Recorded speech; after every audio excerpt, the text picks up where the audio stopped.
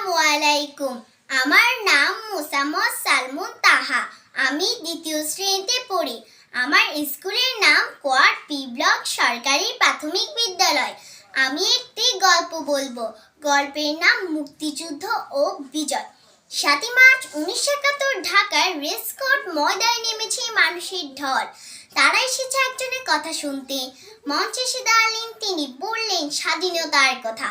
তিনি বঙ্গবন্ধু শেখ মুজিবুর রহমান। তিনি আমাদের জাতির পিতা। ২৫শে মার্চ ১৯৭১ গভীর রাত পাকিস্তান সেনারা সারা দেশ আক্রমণ করলো। আগুনে পুড়িয়ে দিল বাড়িঘর, গুলি করলো, মারা গেল শত শত বাঙালি।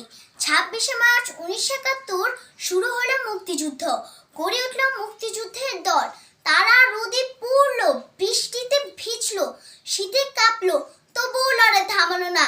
ভেঙ্গে গুড়িয়ে দিল পাকিস্তানি সেনাদের ঘাঁটি, জীবন দিয়ে ছিনে আনলো বিজয়।